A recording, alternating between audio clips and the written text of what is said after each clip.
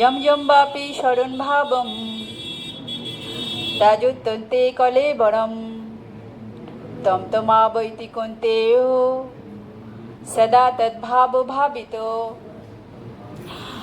অর্থাৎ ভগবান বলছেন মৃত্যুর সময় যে যেই ভাব স্মরণ করে মৃত্যুবরণ করবে সে সেই তত্ত্বকেই লাভ করবে। অর্থাৎ মৃত্যুর সময় যার মস্তিষ্কে যেই রকম চিন্তা থাকবে পরবর্তী জন্ম সেই রকমই হবে। তাহলে মৃত্যুর সময় 1000টা বিছে কামড় দিলে যে কষ্ট হয় আমাদের সেই রকম কষ্ট মৃত্যুর সময় হয়। তা ওই সময় দাঁড়িয়ে আমাদের যদি সামান্য একটু শরীর খারাপ হয়, অসুখ হয়, আমরা কার কথা চিন্তা করি? আমরা কার কথা চিন্তা করি মাতাজিরা বলুন? আমাদের অসুস্থ হলে আমরা কার কথা চিন্তা করি? আমাদের ফ্যামিলি, আমার হাজবেন্ড, আমার ওয়াইফ, আমার সন্তান, ঠিক না ভুল? আপনারা যদি কারোর সমস্যা না থাকে এখানে এসে বসতে পারে, যদি বসার সমস্যা না থাকে সামনে এখানে এসে বসতে পারে। আচ্ছা, তো আমাদের প্রিয়জনের কথা চিন্তা করি যদি আমাদের শরীর খারাপ হয়। তাহলে যদি আমরা মৃত্যুর সময় 1000টা বিছে কামড়ে দিলে যে কষ্ট হয় মৃত্যুর সময় আমাদের সেই রকম কষ্ট হয়, তাহলে আমরা সেই সময় কার কথা চিন্তা করব? কার কথা চিন্তা করি মৃত্যুর সময়? যদি আমাদের এখনো মৃত্যু হয়নি তবু আমরা বুঝতে পারি, কারণ যারা যারা আমাদের ছেড়ে চলে গেছে আমাদের এক্সপিরিয়েন্স আছে। আমার ছেলেটা কেন এখনো এলো না, মেয়েটা কেন এখনো এলো না, নাকি নাকি ইত্যাদি ইত্যাদি।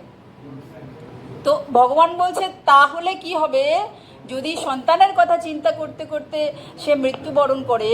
তাহলে সে ভগবান বলছে একটা সন্তানের কথা চিন্তা করতে করতে আমরা মৃত্যুবরণ করতে পরবর্তী জন্মে তার ইচ্ছে পূর্ণ করবে। কারণ যেই ভাব আমরা সন্তানের ভাব নিয়ে মৃত্যুবরণ করছি, তাহলে সেই ভাবিত তত্ত্বকেই লাভ করব, অর্থাৎ সন্তান লাভই করব। কিন্তু মানুষ হিসেবে জন্ম নেব, মানুষের সন্তান আমাদের মধ্যে আসবে তার কোনো গ্যারেন্টি নেই। কারণ সন্তান কার বেশি? কার সন্তান সব থেকে বেশি? কুকুর শুকুরের। তাহলে আমার জন্ম।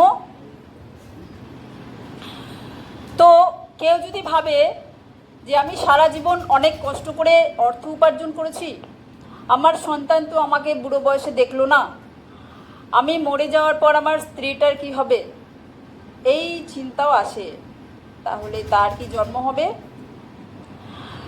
পৃথিবীতে সম্পত্তির খবর কে রাখে জানেন? সাপ। তাহলে তার জন্ম হবে সর্পজন্ম। তা এইভাবে এক একটা বিষয়ে এক একটা তত্ত্বকে চিন্তা করতে করতে যদি কেউ মৃত্যুবরণ করে তাহলে তার সেই তত্ত্বকেই লাভ হবে ভগবান বলছে। তাহলে উপায়টা কি? এমন কি উপায় আছে যেই এই সব জন্মগুলো অ্যাভয়েড করব? তাহলে ভগবানের কথা, যে আমার কথা চিন্তা করতে করতে মৃত্যুবরণ করবে সে আমার ভাবকেই লাভ করবে। তাহলে কি উপায়? আমরা যদি একটা আমাদের বাচ্চাকে সবসময় পড়ালাম না, লেখাপড়া করালাম না, তাকে হয় 20 বছর বয়সে গিয়ে একটা বই ধরিয়ে দিলাম, সে কি পড়তে পারবে? পারবে? কেন পারবে না?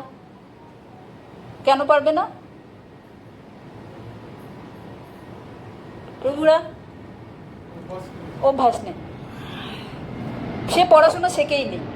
তো ঠিক তেমনি আমরা যখন সবসময় সারা জীবন ভগবানের চিন্তা করলাম না, ভগবানের নাম করলাম না, ভগবানের ভাবিত তত্ত্বকে ভগবানের ভক্তি সাধনা করলাম না, তাহলে মৃত্যুর সময় গিয়ে আমরা কখনোই ভগবানের চিন্তা করতে পারবো না। তাহলে সেটা আমাদের সময় থাকতে থাকতে সেই প্র্যাকটিসটা করতে হবে।